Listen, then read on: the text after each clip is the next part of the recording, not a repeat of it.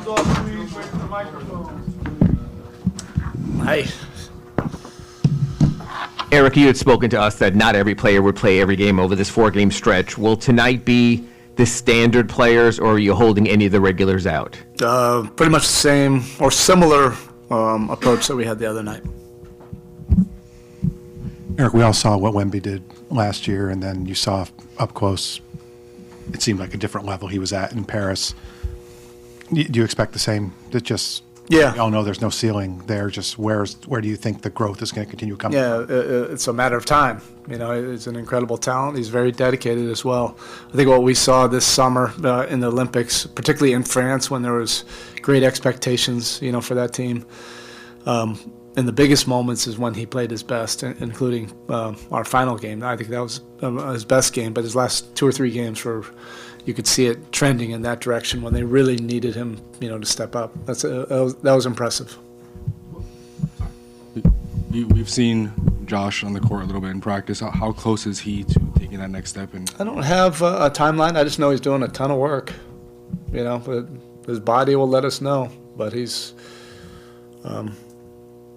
doing what he needs to do. He is working closely with Jeff Ruiz, but he's on the court every single day. So we'll see. What was it like working with Mitch Johnson on Steve's staff in Paris? Yeah, I was able to spend a pretty good amount of time with Mitch the previous summer in Vegas, and then you know, this summer as well. Enjoyed my time, you know, with him. We shared a few meals together, some spirits while we were in Vegas. He's an impressive young coach. You can see why Pop has given him a lot more responsibilities as the years have gone on. He's a very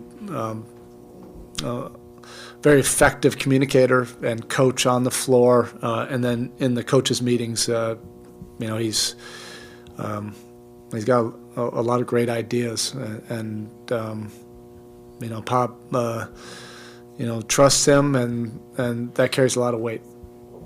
Coach, can you talk a little bit about the work that Nico put in this offseason and training camp, and how often do you have to remind yourself that he's still 21 years old and has a long way to go? Yeah, it's encouraging, you know, that he's taken these big steps in the last 2 years. You know, he put in a great deal of work after the season in the lead up, you know, and it was unfortunate that he got hurt, but I was really glad that he was able to get back with the team and experience that whole deal. The competitive nature of the Olympics, I think, you know, one thing, it's a life experience, but two, it just really, you know, puts an impression on everybody that was there, and I think that was good for him. The last 2 summers were really good, and he did a bunch of work with us as well, and you can see that work with his player development, but also in terms of getting his body ready, strong, fast, all of those things that you need